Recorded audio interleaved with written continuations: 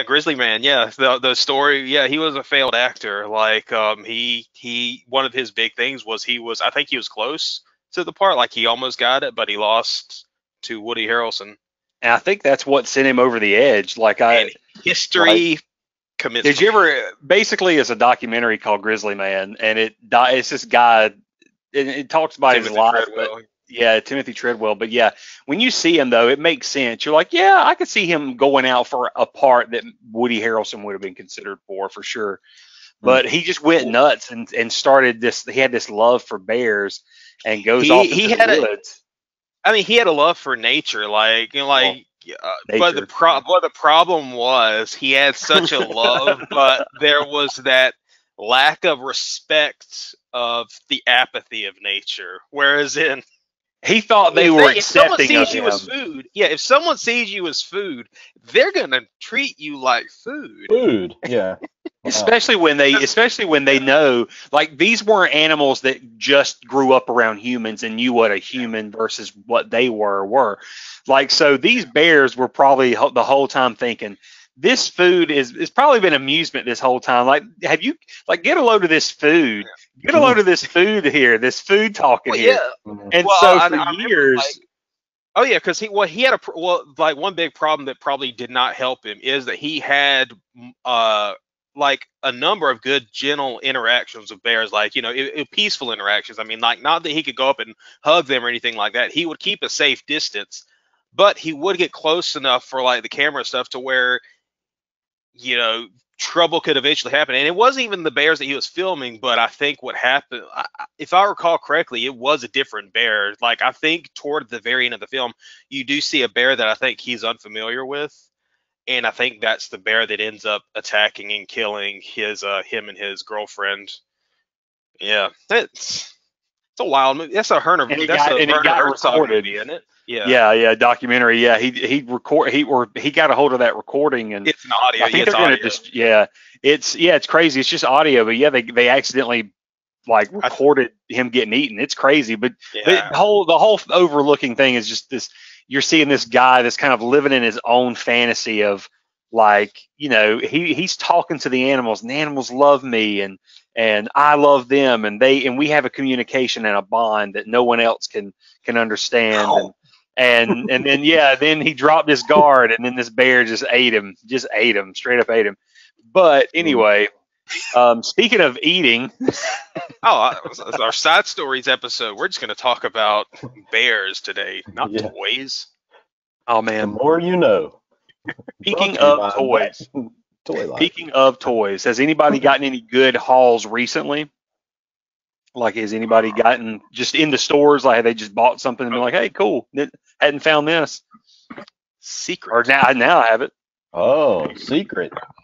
Yeah, I bet he's found something that he's probably gotten for his wife. What's really cool is they, like he said before, they always try to outdo each other. So he'll find stuff, and then she'll find stuff. But no, I think I know which one he's getting. This is a really cool find, and I think we brought it up on a previous episode. You remember the author R.A. Salvatore, or Salvatore, however you say his last name. I love him. He's a great author. Wrote a few Star Wars novels. Well, his fantasy novels that he's known for is his stuff. He created a character named Drizzt Do'Urden, and he's a dark elf, like, that has like 2 scimitars, and he has this like a black panther thing. It's like a figure that he can turn into a real life panther called hold on. I used to call it why am I saying, because I'm getting my Z's mixed up. Because I'm thinking of the Golden Compass, my Panzer Bjorns, and there's not even a Z in there, but the way you pronounce it, it screws me up. So now, what's it called? I can't remember. Ooh, it's Guinevere. Yeah, Guinevere. Yeah, so no Z's at all. D. That's gonna be her Valentine's Day present. Yeah. Gosh. So we're gonna have It's like a big slip cover. I can't even, like, it's got tape over the slip cover, so I can't even look inside it, and I'm like, it's tearing me apart. That's why I'm trying to, like, give you all the information, because I know he probably can't talk much. But, like, Guinevere is the name of the panther, but Gwen is what they call him in the book for short. But and I hope she doesn't listen to the podcast. Or watch the YouTube channel. He'll keep her away, but we've got time, I think. But in store, my wife went nuts this weekend and was just like had an itch, like just had to try to find a figure. So it was a particular Star Wars Black Series figure. Couldn't believe we had already pre-ordered Bo-Katan, so that's already settled, but she didn't realize there were some figures that had already come out in a recent wave. So it's like, all right, let's hit these stores and let's try to find stuff. So we went to all these Targets and Walmarts and GameStops.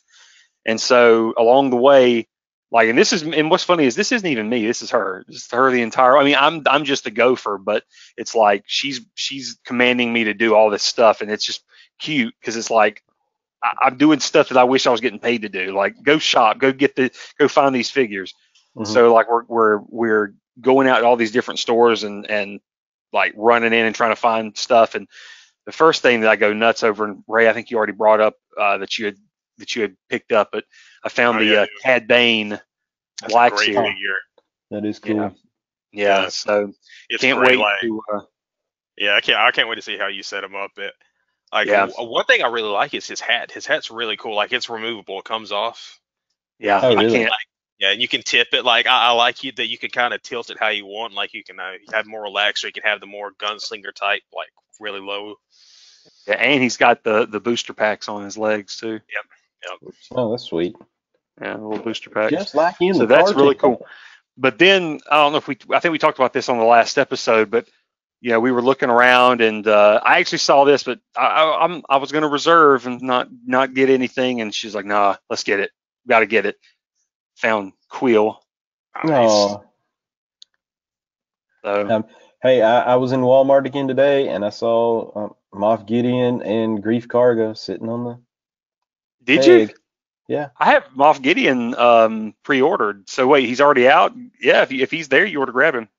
I'll cancel my pre-order and get it. But if not, it's okay. I wonder how hard it would be to get Nick Nolte to sign it. Oh my God. I love Quill. Quill's so cool. I love it. And the detail. That was probably, you know what? That's probably one actor that would probably be in like the not in a bad way, but like I would really not expect to make any type of contribution into the Star Wars universe. Like, he's been very under the radar for years now. So, him like coming in and voicing this character who has a significant little part in the first season. Yeah, it's pretty cool. And what's funny is looks a lot like him too. I mean, I'm sorry, but that looks like his voice. Like, well, he gave him like an iconic voice. He got some iconic lines with him. The "I have spoken." I have spoken. I just don't see him at the autograph hall at Star Wars Celebration. That's why I don't know. We'll see. I mean, just that wild hair. He's just like, where do I see it? What are you talking about? Going on Comic-Con? What you do is you find him in the Waffle House that he frequents on Sunday mornings, and you say here, and he says, "Well, buy me a cup of coffee first, and then we'll talk." And then he flicks a cigarette in your newspaper. But this one I was really proud of. She was like, "I want this so bad. I think I want this. Like, please get this." So we grabbed the Armorer from the Mandalorian. That is cool. Yeah. So who did her voice? Is it somebody significant? She knows her. I really don't know, but Candy knows who it is. I cannot remember the actress. Yeah. So I am sorry, listeners. People are probably yelling at me, but I just haven't researched or followed up. But I thought this was a really well done figure. I mean, I don't think the helmet comes off, but it almost looks like it does when you look at it. Looks like the helmet could come right off. But no, that was, I think, the last thing we found of hers. I did buy something, but it was like for her. It was like a surprise. It was a really cool, like, I don't have it here on me. It's set up in the living room, but I got it like a discount, like less than $10, but it was a Kingdom Hearts 3 figure set. It was Hercules with some Heartless and stuff like that. And it just looks really cool. It was a Diamond Select toy. Oh, yeah. So obviously they're going to do good toys. So, and I actually just ordered her another one because I found one on sale online for like $18, but it's Sora and Maleficent. So we're on a Kingdom Hearts kick, and she's going nuts over some Kingdom Hearts and stuff. But anyways, last thing before I'm done and wrapped up is the main thing we were searching for, couldn't find it. So then we broke down and just ordered it online and just got it in. And I showed Ray earlier, but I just got to show you, man. But she went nuts because she was really wanting the dark side Ray from Rise of Skywalker. So just the look of apathy on Ashley's face. If you're listening to this, just imagine an angry watermelon. That might fit. or you could just be watching the YouTube video. Right. And you can see it. Yeah. But yeah, I actually think this is a really good looking figure. The outfit looks good. She's pretty detailed. I'm sorry. It's what thing I'm curious about, does her lightsaber actually fold out? Yep. It's on a hinge and everything. Okay, that's cool. So congratulations. I mean, I don't know. I mean, I love that she's passionate about it. Like, she really likes this stuff, and we're about to start setting all this up. We're going to start setting up her her it's display weird. case. Yeah, like I think me and Austin kind of have this thing. Like, we had this kind of like affinity for like these kind of very small part outfits in designs from like the Star Wars movies. Like, two that I would love, like even Rise of Skywalker, you love it or hate it, like two designs I would like to have a Black Series figure for. I would like to have Rey at the end with her yellow lightsaber, and I wouldn't mind having Ben Solo at the end, where he's kind of the redeemed Ben that just had the black, jumpsuit, and he had the blue lightsaber. I wouldn't mind that. I kind of dug that look, but that's just me. And like, Crate Luke, obviously. I was going to say before all that, good God, Crate Luke. Where is Crate Luke? Yeah, they wouldn't be able to keep them. It would just be this that would sell out $800 figure easy. And I just pre-ordered the episode 1 Qui-Gon Jinn on the episode 1 card back to go with the other two, the Celebration figures, so that I'll have the Duel of the Fates set. And I'm going to try to get a case for it and everything, and that'd be cool. Set. Yeah, they've got Mace Windu, a battle droid, and Jar Jar also on episode 1 card backs to celebrate the 40th or whatever it is, the Lucasfilm 40th or whatever it's called. 50th. They 50th. Yeah. They that's what they're doing with those, and they're putting those out on the episode 1 card backs. The only thing is I'm thinking I'm just going to get a regular Black Series Mace so I could just take it out of the box. The battle droid, kind of cool. Jar Jar, if you're a fan, don't get the episode 1 card back, because they still charge you the full set price of $30, like $29.95. But he's missing the big accessories, like the big shield and stuff like that. As far as I could tell, it looks like all those accessories are missing in the pack. You get him in like a pike, I think, and that's pretty much it. Need that bubble shield. You need it. Yeah. I mean, that's a big old shield. There was several things. I mean, there's a big set. Like, okay, I could see that being $30, like the Zeb figure, but no, I was thinking about getting, because I'm going to get one or the other for my mom. Well, was there a General Tarsus figure made or not? Or am I just making? I think there was a Tarsus. Yeah, there's a Tarf or a Tarful or whatever his name was. Or, yeah. No, wait. No, wait. Are we talking about Tarful's the Wookiee? Tarsus maybe, or something like that? I'm trying to remember the names of the nerd problems. Nerd problems. No, Tarful's the Wookiee. Yeah, Tarful is the Wookiee. Tarful, because I'm hearing Yoda's voice now. Tarful's the Wookiee. The other guy's But I'm not going to steal the spotlight here. I think this week we have a really nice showdown, because it's time for Ashley to show what's in his box. Well, I didn't even get to show what I got this week.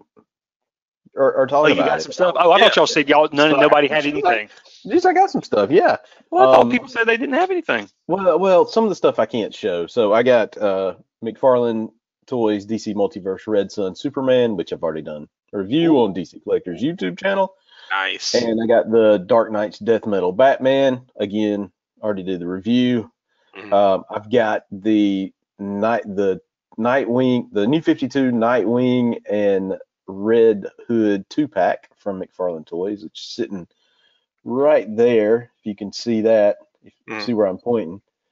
So he's up for review. And for some reason, I've been digging some Super 7 toys here lately. I don't know why, but anyway, they're reaction stuff. So I bought a blind box of their Iron Maiden Huh. figures. Nice. Yeah, so we'll see what I'm gonna do a little thing on that. I bought some reaction stands for those Nice. figures. I got reaction Optimus Prime, which is like a super cool. I mean, this is like 3 3/4 inch Star Wars figure, vintage Star Wars figure size. Does he So transform? no, he's just straight up 5 points of articulation, Right. just like regular Star Wars figures. Mhm. But I mean, just super cool. And I got same thing with the reaction. I got Chun-Li and Ryu from Street Fighter. And Nice. was there anything else? Are Oh, we talking yes. Street Fighter, the movie Street Fighter? No, Street Fighter 2, the video game. And basketball playing Teen Wolf from the actual 80s reaction figure. So he's all, in his basketball uniform, all decked out. All right. So, and actually, I have him right here. Here's Sweet. a question. Real I already quick. hear the song in my head that You might be more knowledgeable about this. Now, I'm going to name a costume from Superman. This is for Ashley. So I'm going to name a costume from a Superman comic. You may know this. I want you to tell me two things real quick. One, if it does exist and I just haven't seen it. And two, would you get it if it came out? Okay. Do you recall the Godfall outfit? Godfall. Superman Godfall. That name sounds familiar, but it's just not bringing any. I mean, I just can't see it. It's like a Superman it's like Godfall. It was Michael Turner did the art for it, I believe. I think he did. So it was late 90s, early 2000s. It was basically like it's a cool little silver suit with like a red shield, red cape. It was a cool looking suit. That was one when I saw a long time ago. I thought it was really cool. I wouldn't mind finding a figure for it, but I've never seen. I don't know if it if it was ever made. Yeah, I don't know that I've ever seen anything like that, but I mean, leave it to McFarlane Toys to do something like that, because I mean that sounds like it's right up his wheelhouse. To do something that looks really good and eye catching. Yeah, here it is. Good on the show. Hang on, let me if I can get it to. Oh yes. Wait, is there? I think there is a figure. Yeah. I think maybe DC Michael Direct Turner did one. Maybe DC Direct did one. Yeah, I've always thought it was a real cool costume, but I've never seen a figure for it. So I don't know if one ever existed, or if I ever come across one, I may actually get it. Yeah, I think DC Direct did. Okay. Nice. So what's in my box? Okay, so let's start on what's in my box. Now, all this stuff is older stuff. This in my box. Okay, so the first thing that's in my box.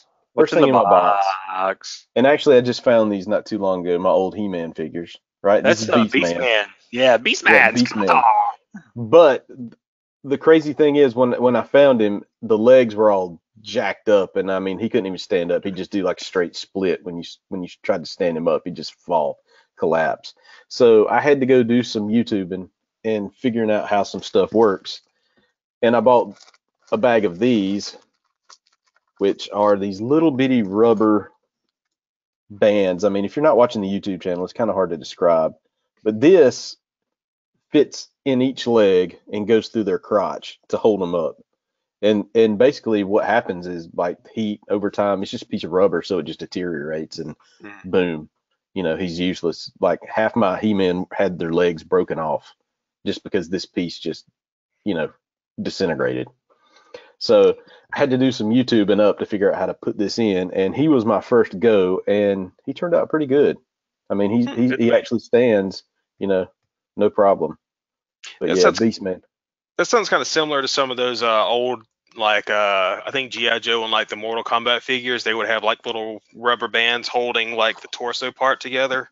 Oh yes, oh yes, and I think this Beastman was actually like my second He-Man figure that I ever had. I mean, He-Man was my first, but then Beastman was the second. I think I got him for my birthday one year. But I was. Oh, he still has this action stuff too, but his face looks pretty gnarly there. I'm gonna have to fix some, do some painting.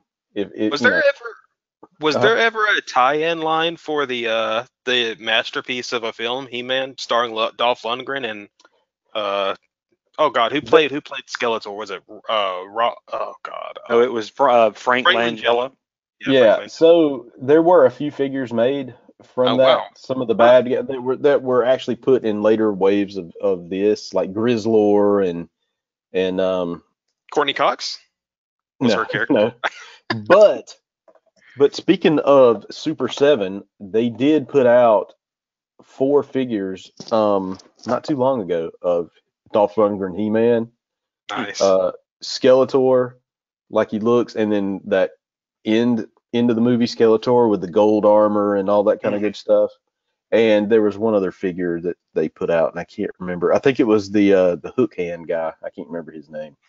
The bad guy had a hook. I just watched the movie like less than a week ago, and I've already forgotten like all those. Like, talking about one of those like little bounty hunter type guys, the guys that are basically set up to look like the Star Wars bounty hunters lineup. Yeah. So he had like kind of white hair flown back and a lizard. I remember that look. Yeah. I remember. Yeah. But Crag or something, Crane or Crag or something. I can't remember, but yeah. So bad guy number 2. Maybe. Yeah, bad guy number 2. I think I had like a He-Man and a Skeletor from that when the toys were out, and that for whatever reason that series didn't stick. I mean I dug it, but yeah, it didn't even I never even watched the movie for whatever reason.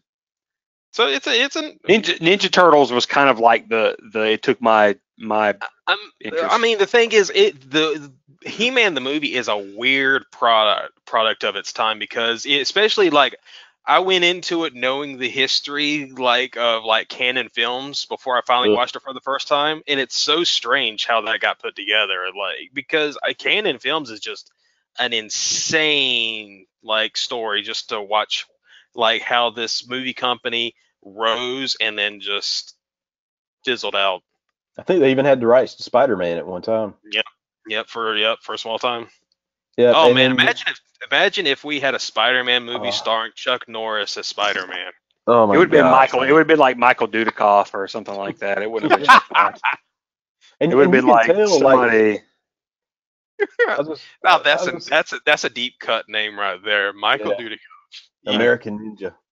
Like, anybody listening right now is probably gonna go, who? Unless you lived in Unless only it was like a certain subsection of the late 80s, early 90s. Unless they were like, get us that Jay Underwood, that kid's gonna be a star, and then they're like, he's gonna be our Spider-Man. Here we go. Michael Dudikoff as Peter Parker, and Eric Roberts as Norman Osborn. There we go. I can see that. You have a canon. Eric Roberts, yeah. You have a canon film cast right there. No, wait, we need a Mary Jane. Who would be a canon films caliber actress for Mary I'll tell Jane? you this much. It would be. It would. This is the thing: is you could try to think of somebody who has red hair, but back then they probably just would have gotten anybody and just. Kirsten Dunst didn't even have red hair when she got. Right. So I almost want to go with somebody who obviously wouldn't look right with red hair and put red hair on them, like Mary. Or we're going with Mary Jane. I was about to say something dumb, so we're going with young. This is young girl. It's gonna be Sarah Jessica Parker with like the brightest red hair ever, and it's gonna be ugly. It's just gonna be all around horrible, just a horrible time. But anyways, you have that Ricky Lake. There we go. But you got to have Ricky Lake with hair, Oh my God. and then for Doc Ock you got to have Michael Ironside. Ooh, okay, yeah, okay, I'll give you that. That's not even a bad choice in general. Michael Ironside, I'd watch him. Yeah. He's good. Michael Ironside. The voice of Darkseid. And Sam Fisher. In the Justice League cartoons. Yeah. Yep. Okay, so moving on. Moving on out of canon films. Moving on. I'm going to pick here the G.I. Joe figure, Monkey Wrench. He was a Dreadnought, right? Don't want to be your Monkey Wrench. And again, this is one that I found, and I had to do some doctoring on. So I had to learn. I had to YouTube up some stuff. And like you were saying earlier, Ray, I bought this bag of G.I. Joe O-rings. Ooh. Because this is what holds the torso to the legs. And again, it's rubber, and it disintegrates in the heat of addicts. So So when I pulled him out, his legs were off completely as well. And if you're into toys and repairing toys, it's kind of a cool thing to just go watch how these people fix these things. How But hard is it to like rehook it? Because it's not it's not it's not okay. hard at all. So basically, there's a screw right here in the back. Mhm. You take it off, and the torso comes apart, so his legs and head fall off. But then the crotch area is a separate piece too, and then the legs come out of it, and it has this metal hook where the legs attach. You Mhm. put it right there, run the O-ring up through the crotch, and there's this circle thing inside the torso. It just hangs on top of that. You kind of got to pull it tight, put the two pieces back, screw them back together, and boom, monkey wrench. So it's just like just a slight change of context, and you'd sound like a serial killer right there. Pretty much. Wow, monkey wrench. But no, this figure. It's like separate the legs, separate the arm. Yeah, yeah. Like, You got to run break this that. up You're gonna through have to the- break that bone. You're gonna have to Yeah, break it. you got to break that Snap bone. Then you got to eat the liver with the little Love it. no. Actually, my mom bought this for her birthday. She bought she had like all these GI Joes hidden in her closet, and I went and found them, like 2-3 weeks before my birthday, and I told her about it, you know, like just where I was outside playing, and said, I She was found like, all the toys, and she was like, I'm taking the toys back if you found them, and I was like, oh, I don't know, and I ran off. And just she didn't take them joking. back. Oh, did you find toys? I mean, did Yeah, you but find toys? so I was scared she was going to take them back, but actually that was a pretty good birthday that year. This was 86 because this is an 86 figure release. So, yep, that was my birthday in 1986. Awesome. Next up, from the depths of the ocean comes my first ever Superpowers figure. Although this is not my original that I had as a kid. That was sold off a long time ago for some crazy reason. I don't know. I could kick myself when I sold off all my Superpowers figures. But yes, this is Aquaman. He was my first Superpowers figure. And as you can see, you squeeze his arms together and he kicks like so, like he's swimming through the water. And I used to take this guy to the pool with me all the time. And he would swim and we'd have adventures together in the pool. Yeah, it's always so weird looking back at the old Aquaman design. Like, even today they've kind of, they've still kept the basic design, but it's still strange to look back because you see he's got like the black underwear over the pants, over the Yeah, green yeah. pants. Of course. It's Yeah, like, ladies have to have that. but you think like I could understand at least a little bit of the design idea when it came to something like Superman or Batman because their their suit basically is kind of singular color. So the design argument for both of those at least was like you're breaking up the color a little bit. But when it's something like Aquaman, when he has green down here and he has orange up here, the idea that he just has some black right here sounds a little redundant because it just sounds like why just make his pants all green, just make them all green. Yeah, really. I guess it's They finally figured it out, but I just figured like just looking back, it's like I wonder why they thought about that though. Like just put some black over it. I don't know. That is weird. I guess it just it started with Superman. Yeah. I guess in the day, and they're like, let's copy Superman. I mean, I'm surprised that the Flash didn't have like some gold underwear over his over his costume. Well, the Flash was sort of redesigned in the '60s. The Barry Allen, the Barry Allen Flash. So yeah, maybe that's why. I mean, Garrick had he had a pretty simple design. He just had jeans. Oh Basically. yeah, he did. That's right, just blue jeans. Speaking of the Flash, I remember the post. I remember the Flash post you made. It was the one where the Flash has the chest piece. Mm-hmm. Total Justice Flash. Was that what it was? It was from the 90s. Yeah, it was like a 90s figure. I used to have that figure. I missed that thing, man. I had completely forgotten about it until I saw that post. I wish I'd gotten that John Wesley ship Flash figure that was made. Austin, me too. That and I wanted that too. I wanted that one too. That's a hot item now. I think. Yes, he is. Yeah, I saw him multiple times in GameStop when I'd go in. I just see it and I was like, $24. Not today. Yeah, I regret that. And that's like, No, I'm the same way. $175. No, not today. Or whatever it's going for. It's going for big bucks. Though. I know. Yeah. I looked at it recently and I was like, oh. But because they of got John that. Wesley Shipp and that show, that figure, that Flash figure, when I got that, man, I loved that thing. I don't know what happened to that figure. That was a good one because he was a big sized figure too. He was a good sized. He was like the Batman figures and stuff. They were just well made figures. And he had that chest piece that made it, when you slapped it on, it made it look even cooler. Because when you took it off, he just looked like the comic book Flash, and I love, or like the Flash TV show suit Flash, and it looked great. And the yellow boots looked really cool in that figure. So yeah, man, I had completely forgotten about it. Yeah, when I was coming up and that John Wesley Shipp show came on, I was mad because the Flash didn't have yellow boots. Yeah, And he had that. yeah. Imagine those days when we got mad about the boots because they still haven't done that. Yeah, I know. I love that show though. When it came out, I was so excited for it. Oh, That, yeah, and I me too. loved Lois and Clark: The New Adventures of Superman. I loved that show. I had a poster on my wall of Superman from that. I am hearing. Really? I am hearing. Dean Cain.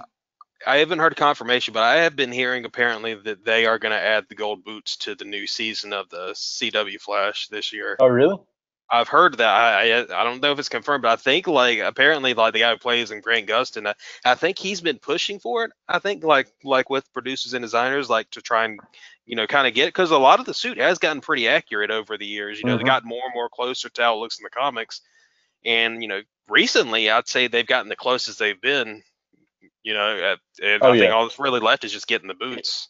I mean, it really does. Now it looks a lot to me. It doesn't look a lot like the John Wesley Shipp suit now. I mean, it's kind of more streamlined like that suit, like just the real red crimson.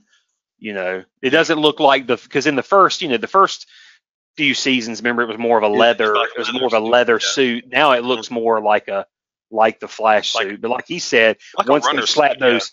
Yeah, like a runner suit. But once they slap those yellow boots, I bet that'll look really good. Once they slap the yellow boots on there. If they do. If they do. Because they changed. Because when they slapped on, when they changed his chest piece to the new, like the more comic book accurate emblem, to me, I thought that just popped. It actually looked good. Because to me, it ran the risk of looking like, okay, they're copying the old Flash TV show. No, it actually looked good. But yeah, so what's in the box? So the next thing is this from 1980. Ooh. This is like one of those paint that, like, it's all white when you get it, and you get, paint and the paintbrush to go with it, and, instructions on where the paint goes. Yeah, so I did this at some point in 1980. So I must have been like 4 years old, 3 or 4 when I did this. Yeah. I'm pretty daggum good. I'm gonna say it. I think you could pass that for a fertility statue. Oh gosh. Oh, I'm getting it out of the camera. There you go. See, there's Luke. He doesn't have much. Pixelate it. Yeah. That's awesome. To me, it looks good. It looks like a real good statue. I'd set that up. Well, he's on the shelf. He's pretty nasty too. So I mean, dusty because he's been around. But yeah, when I found that, I was like, oh my gosh, I remember that thing. No, I don't know if I painted this or not. I think my mom might have painted it. I don't remember doing it. Taking credit, always taking credit. I know it. So, do y'all remember a sports line from Kenner called Starting Lineups? Sounds familiar. I think it's like sports figures, all right? Yeah, like sports action figures, and they came with a card and yeah. So I had a bunch of baseball ones, but and they're long gone. But I bought this football one in it says 2001 right here. Oh. Of Takeo Spikes, and the reason I bought him because I went to school with him in high school, and he was from Washington County, from Sandersville, so I had to get an action figure. So when this thing came out, I bought it just because So what you need to do now is you need to take a picture of it, and then you need to message it to them and say, "I have a little piece of you with me." No, yeah, you need to autograph it. Oh my gosh, no. It comes to the But movie. no, I mean I'm probably not even gonna keep it because I don't really care about this stuff anymore. But yeah, I just thought it was kind of, oh wow, I forgot I had this thing, you know. That's awesome though. That's I really feel like cool. I had something. I feel like I had it was either a baseball, football, or basketball, or maybe all of the above, but I had a few of those types of figures. They were just, I guess they may have been gifts or something. I don't know how Yeah, I'd get them because a lot of times I didn't ever care for that stuff, but I yeah. get it. Oh yeah, I mean they made basketball and hockey too, I believe, but I don't know. Yeah, I wanted a Um, Mighty Ducks one. the final thing that I have here, and it doesn't necessarily have to be the final because I have some other stuff laying around here. But here is, I don't know if you remember a series called Mask from Oh Kenner yes, again. yes, of course. So this is Condor, and the little dude comes out. His name's Brad. Brad. His name's Brad. I can't remember his last name. His name's Brad. So anyway, the concept was these little masks kind of uh, come on, power up their suits and their vehicles and stuff. So each figure came with this little, kind of Stormtrooper rubberish, helmet. yeah, mask. You put them on, then and they're actually pretty cool figures. They're smaller than like here's a Star Wars size figure and here's a mask figure, so you can kind of get a, Okay. so they're a little bit smaller.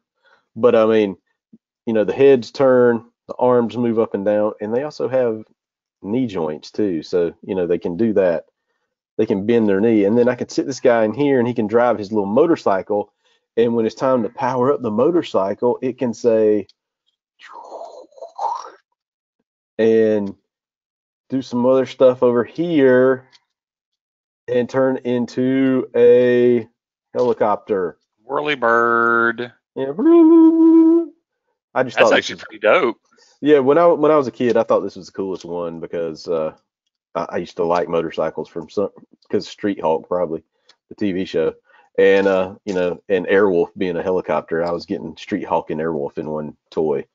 So, but yeah, this was like this is the first mask figure that I ever got to. That's why I own it now. Nice, Went back nice. and bought that or fat mask set. Is there anything else that I have in the box or I could pull out of a box? I don't know. Nothing that I don't think I've shown, What's before. one of your most favorite toys that you own? Have you ever showed that to us before? Like one of your most prized possessions or one of the most favorite things you own? I don't know if I have like a most favorite. There's nothing I don't that you know. look at the most out of all of them that you just go, you and me, bud, we're going to conquer the world. No, I mean, I do have this affection for the stuff that I actually had when I was a kid, not stuff that I had Right. to repurchase, but just the stuff I grew up with as a kid. So I guess some of that stuff is, but if I'm going back to the basic, I mean to what started it all, this guy right here, I wish I could get like a better copy of this guy. One that's not, his legs are not so loose, and he does have his trident with him, you know, and he doesn't have the paint scuffs that this one has. Mhm. And one day I'll get that and trade up, but this, for whatever reason, Aquaman's not even my favorite DC character, but this toy kind of spurred everything about DC Comics that I love. Yeah.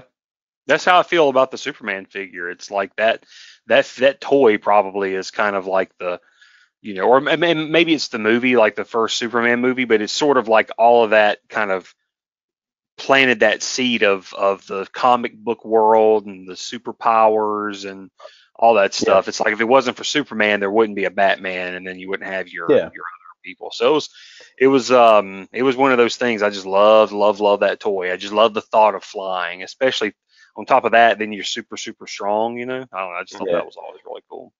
And I guess like if I really go back all the way, Star Wars is what kicked it off. There were three figures from that vintage line, and they're all from Empire that I played with like all the time. That was Bespin Han, Bespin Luke, and Bosk for whatever reason. You could probably put Boba Fett in there too, But man, I played with those 3-4 figures just like those were my go-tos all the time. Nice. Even though Bespin Luke had a yellow lightsaber for whatever reason, Kenner decided to give him that. And Han's gun looked nothing like the gun he actually had. I don't know why, but yeah, I love those. I love those figures. Nice. But yeah, that's sort of it. As far as what I've got in the box. So that's pretty nice. I liked it. I always love seeing like just random toys, especially the emotional connection to toys and stuff like that. Because I feel like especially a lot of my toys have a lot of memories in them, a lot of connections to stuff for sure. Yeah, and right now, dude, I mean seriously, I'm really loving these reaction figures. I mean because they're basically the vintage Star Wars figures, but not just Star Wars. I mean, you get the 5 points of articulation, but dude, they got Transformers, they got just about every. I was gonna say just about every pop culture property you can think about, they're taking over. They're like Funko Pops. Similar, yeah. Similar. Just everything. Similar, yeah. Oh, look at the back. Just like, yes, that's cool. Just like, I mean, I was looking at a Rocketeer figure. Like I think I'm gonna try to get the Diamond Select Rocketeer. I just saw that at Books A Million. Yeah, I was thinking, I bet Austin would want this. Oh, I definitely want it. I saw it at some dude's toy store in Jacksonville or Orlando one time. I'm like, oh, I didn't know that was out. I need to get that at some point. And I keep eyeballing it online. I don't know. I'm thinking about it. But anyway, I just thought when you say Reaction did a Rocketeer figure, and sometimes I thought about it, but I'm like, I'm probably going to get the bigger, more detailed figures. Those are really, really cool looking figures. I like that stuff. Yeah, I don't think I've ever bought any Diamond Select figure. I don't think I've owned a Diamond Select figure. Yeah, I've got a Ghostbusters. I've got a Winston Zeddemore figure from Diamond Select.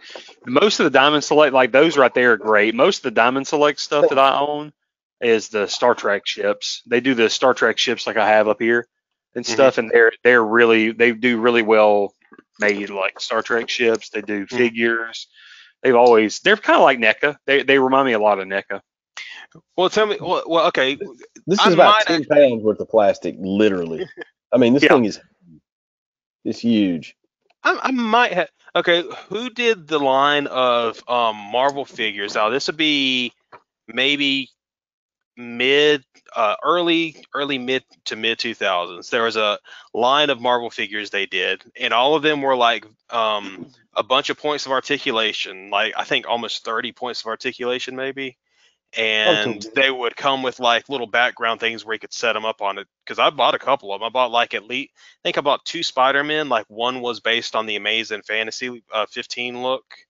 I bought a Daredevil one. That's Marvel Legends. I can't remember the lines. Did they come with comics? Yeah, they did come with comics. Yeah, Marvel Legends. Yeah, that's Marvel Legends. Okay. Yeah, I always wanted the Ben Affleck Daredevil. Did they ever make a Ben Affleck Daredevil figure? Yeah. In the Marvel Legends, I had him. He was not I mean, while he looked cool, he was not a great action figure. They put him in the Marvel Legends line, but he didn't have the articulation that the other figures had.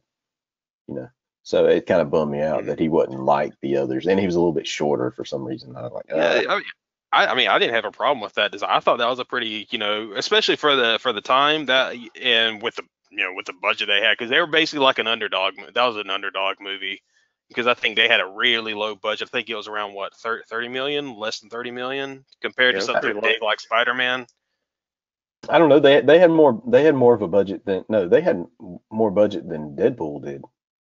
Oh, okay. I was listening to Rob's Observations the other day, and he was talking about the making of Deadpool, and he actually mentioned, some crappier, he called, Marvel films that had bigger budgets than Deadpool, and Deadpool, blowing the doors off of them, outperforming them.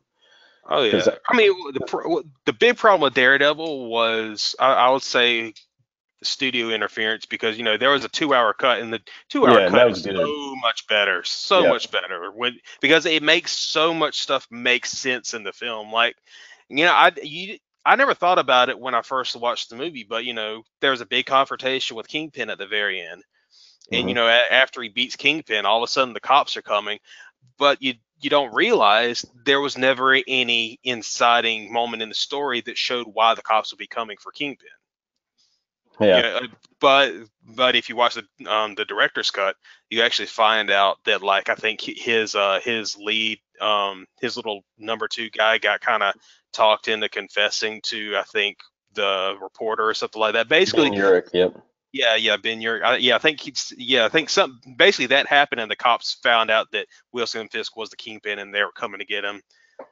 Yeah, so Yep.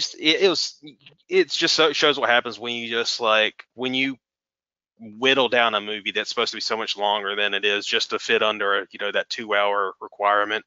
Or Same completely thing change happened. it, Yeah. like Well, it's Justice the same. League. Yeah, Yeah. same thing that happened to BVS. I mean, that Mhm. theatrical release was not very good, and then when they released The the ultimate cut. the Was ultimate cut, I mean, it's like, oh, plot point totally missed here. mhm.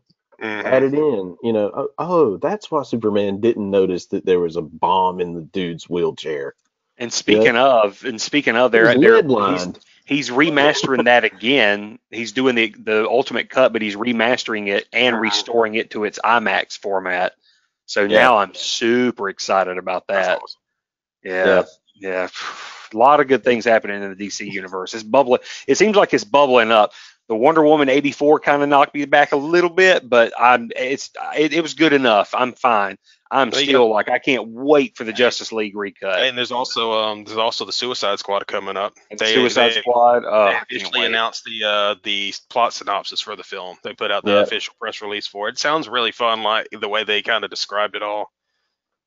And then the So Peacemaker series shortly after Suicide Squad releases. that's insane that they're doing that. And that's going to be live action. Yeah, John That's Cena. that's crazy. Like I knew John Cena was staying involved. Yeah, that's that. Yeah, I He, can't wait to see what that's going to yeah, be. he just did a interview with Jimmy Kim. Was it no Jimmy Fallon? Hmm. Dressed up in his Peacemaker outfit because he was on set. They were filming the TV show. Hmm.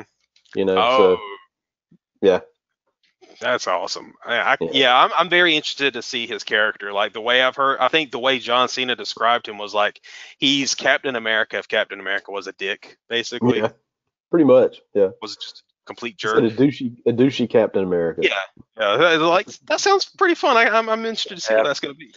yeah. Because I mean, come on, nice is boring, so this is going to be interesting. Well, Yeah, guys, I think that's going to wrap it up for this week. We had a lot of beautiful toys, a lot of good memories, yep. all of the lawn and the moon. No, I'm not going to do that. Yeah, please. Anyways, I mean, go guys, ahead. no, not at all. But maybe next week we'll have some new stuff to show and show off and reveal and Who have a good knows? old time. Who Yeah, who knows? All right, guys. I love your beautiful faces. All the American, non-American, just universal aliens, everybody listening. We love you. Peace. Later days. Later days.